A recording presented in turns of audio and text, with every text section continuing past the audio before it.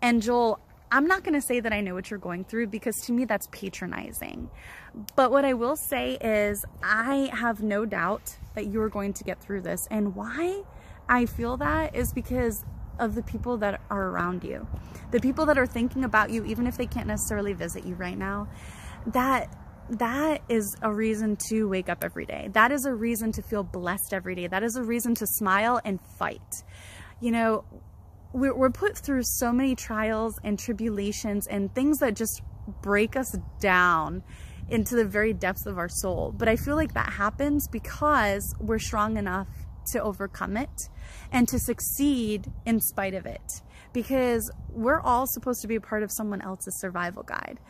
You know, there was a photo that I talked about on a different Cameo where I came across it on Google, and it was like, wow, I needed this. I needed to see this. And it kind of helped change my life. It was a human man with an arrow in his back. Not one arrow though, it was like 20 or 30 arrows, and it's sticking out of his back. And he was carrying this wolf like this in his arms, and the wolf had one arrow sticking out of his neck. And the caption read, "What may not be a big deal to you may literally be killing someone else." And that's what has really driven me to overcome everything that has happened to me over the last few years, everything that has been thrown at me, everything that has ever been said about me, just my life in general. Because if I fail and I don't get back up and try to succeed, if I don't do everything that I humanly can, then somebody else that may not be as strong as me won't know how to overcome this. And I would rather be a part of the solution instead of the problem. You know, I want to be a part of someone else's survival guide someday. That is the driving force behind me being a pro wrestler with restrictive lung disease. That's a part of me overcoming adversity. That's me doing my Talks with Taeler Hendrix podcast and finally releasing my children's books that I've been working on for like 10 years. You know, finally going to be in my first featured films. You know, if I listened to all the people that said I couldn't do these things, I wouldn't be having this cameo done today for you, Joel. And that's the honest to goodness truth. If I had $1 for how many people told me I was crazy, I was nuts, I would never make it, I'm just a blank jerk and all this other stuff, like, I wouldn't be here today. And trust me, I've had days a few years ago where I thought I wasn't going to have another tomorrow. I didn't think that the Taeler Army would be a thing. I didn't think that I would even still be here today. But here I am, living my best possible life every day, working on myself every single day, despite quarantine, despite having to change my life because of health and other issues, you know. And what I want for you is to find the drive to do the same thing. You know, what you're going through isn't easy, and nobody is going to know how hard it is except you. And that's okay, because they aren't going through it. They won't be able to understand, but they can help be there and listen. You know, that's part of what being an amazing friend is. It's just the ability to listen and have compassion. You know, sometimes people think that they need to talk and say something, but in reality, sometimes all we need is someone to just sit there quietly and listen to us. That's all. And that's the best part, I think, about your friends that ordered this cameo, is they're thinking about you. They love you and they want you to get better, and they want you to have all the support and love and positive vibes that you need. And that's why I know that you can get through this, because you never know who's going to be looking at you someday for guidance and for inspiration. So you owe it to them to keep going and to not just survive, but to find the drive to thrive after this. You are not your circumstances, Joel. No one is. What you choose to do to learn from those circumstances, so they're not mistakes, and so they're not, you know, these negative clouds harboring over us, raining on us all day long. You need to learn from them and use those circumstances to push you forward, to overcome your circumstances, and to be a better person and help make the world a better place than how you came into it. That's what defines us as human beings. You know, that's why I always say, when presented with a choice, choose to be kind.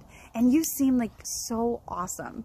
Just based on how your friends talk about you, it's just so uplifting and heartwarming. And I want you to be able to look in the mirror and see that for yourself, because looking at ourselves and trying to see positive things is so hard in a social media world. You know, they try to like brainwash you into thinking you aren't this unless you have this many followers. You aren't that unless you buy this and wear that brand and post about this and have these experiences. And if you didn't post about it, it didn't happen.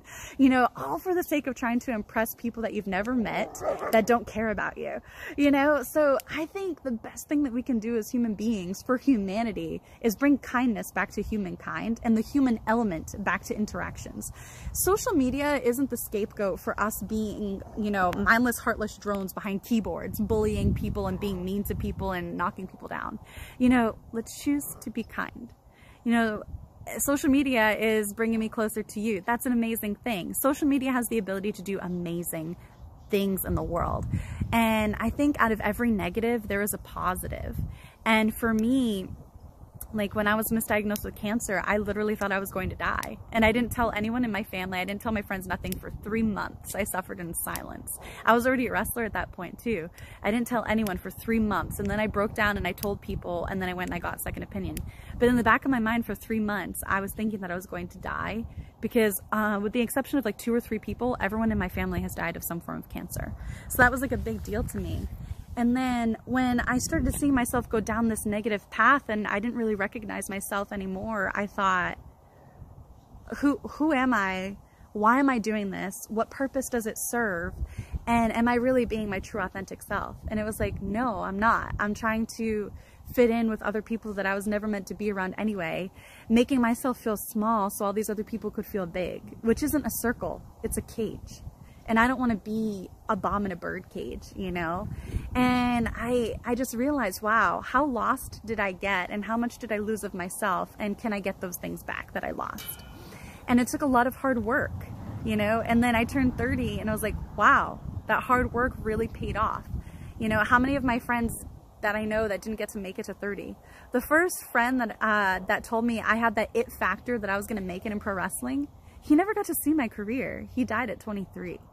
And he was the first person to tell me that I had that it quality, that he didn't know what it was, but he knew I had it and I was going to be a star someday. He never got to see that. I had another friend who was supposed to be like the next Tony Hawk. He was so talented. He was one of those people that you couldn't help but smile just to be around. Like he was so suave and so cool, and I don't know, like he looked like Johnny Depp and Don Juan DeMarco, I believe that movie, you know. And he was the first person in his family, they came from Mexico, and he was the first person in the immediate family to go to college. He was gonna be somebody, and he was getting a tryout with for pro skateboarding, and he never made it. He got into a car accident and he passed away. You know, and a girlfriend of mine who was so near and dear to my heart, she passed away this year, and she was one of the few people that really supported me picking up my whole entire life and moving to Ohio Valley Wrestling. And Ohio Valley Wrestling is where my career really kicked off. That's where I got gut checked. That's where I learned the skills that I needed to get a WWE tryout. It's the skills I used when I went to Ring of Honor. You know, that was a really big deal. That was a really big decision, and she was a part of that, and she passed away this year. So she's not going to be able to see all the things that I'm doing now because she supported me both verbally and silently the way people need. And the reason why I'm telling you all these things, Joel, is because seeing all of those things and more of my friends that didn't even get to make it to 30, it gave me this drive to live my life not just for myself, but for them. Like, every time I fail, I have to get back up because they don't have that opportunity. Every time I have a birthday, instead of thinking, oh my gosh, I'm so old, I think, wow, this is a gift that I shouldn't take for granted because they don't get to have another one. Their family doesn't get to celebrate another birthday with them. And for me, I carry them with me with everything that I do because I loved them so much. They were amazing people. And in my heart, they still are. And there's been very few people that have touched how special that they are since. And for me, that is kind of what brought me back to myself, back to my authentic self, because I was like, wow, I got so lost. I forgot about these people. I forgot about the things that truly meant something to me and the people that truly loved me for me, not what I could help them with or what I could do for them, etc. No, for me, before I was somebody, before I was anybody, when I was a nobody, you know. And then it got me thinking, Joel, I was like, wow, you know, I need to look in the mirror as if I'm subliminally reaching out to the little girl that I used to be, who had these big dreams, who made way for the adult that I needed to become. Because we all grow up someday, you know? And I never want to feel that lost ever again. You know, I want to be able to look her in the face, that little girl that I was, and say, I got you, kid. And in that moment, I can be giving myself a hug and a high five. And knowing that that little girl that had dreams, she wasn't stupid. That little girl that had dreams, she had those dreams for a reason, and that I'm never going to let her down again. So whatever that is for you, Joel, you need to do that. You need to get over what you're fighting, get past it, so that way somebody else that does get sick the way you are, you can help them get through it too. And you can look yourself in the mirror and tell the little kid that you were that you got their back, and that they will never be alone, and that you're the adult that they needed as a kid, and that they weren't stupid for being a dreamer, and that their dreams meant something, and you're going to go after them, whatever they may be. You may be living with limitations. We all are in our own ways. That doesn't make you disabled. That just means you have a different ability. I don't believe that anyone's truly disabled. It just means you live life differently, which gives you different abilities. And I think that sounds so much better than how other people put it these days. I think you are amazing, and you're a fighter for a reason. So you have to keep fighting and know that no matter how hard it gets, there's somebody else out there that wasn't able to handle it. And that's why you have to handle it, so you can show them how to handle it. You never know who's looking to you for inspiration and for advice. And I would much rather you be a part of someone else's survival guide instead of someone else's regret. So whenever I speak to people, I try to speak to them and know that if that was ever the last time that I spoke to them, I wouldn't be full of regret. I would be grateful for all the things that I was able to say to that person. You know, there's been so many instances where I was like, wow, I wish I would have got to talk to that person one more time. I don't want to live that way anymore. So for you, Joel, I want you to do things that you are able to do now that are going to help you get through this, and so you can have better tomorrows, because you deserve it. And you have friends that love you so much that are waiting for you to get better, that are right there with you in spirit, even if they can't during this quarantine, and they want you to get better. They may not understand what you're going through because they're not going through it, but that's okay. They're still there for you in any way that they possibly can. And that is what true friendship is. That is what humanity should be. And you have that. You owe it to yourself to keep fighting and to get better, okay? Even if it's just a tiny bit every day. You know, 6 months ago, I did one push-up, and to me, it was like I did a triathlon, which sounds so stupid because when I went to my WWE tryout, I did like 300 push-ups, the regular way, not the girl push-up, you know? And then to think like a few years later, like one push-up would be, oh my God, but it is. But instead of feeling down about it, and believe me, I have my bad days, and everybody, it's okay. It's okay to have a bad day. Just don't let that escalate into a bad life, because you deserve so much better than that. So I hope that this lifts you up. I hope that you feel amazing and inspired, and that you find a way to survive what you're going through, and not just survive, but find the drive to thrive. And just be free with your authenticity, because the people that are truly with you and for you will love you that much more for it. And the world would be such a better place. And to me, that makes you a part of everything that I do. So I hope that, you know, you feel just blessed and loved and feel inspired to keep fighting. I know some days it feels so easy to just give up, but that's when you have to fight harder and harder and harder, because the little kid that you were deserves to see you fulfill the dreams that you had when you were a kid.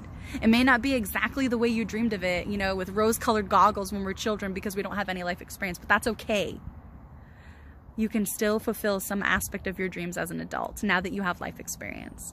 Please keep on going, because you are a huge member of the Taeler Army, and I wouldn't be here today without the Taeler Army, and I can't do what I do every day without the Taeler Army, and that includes people like you.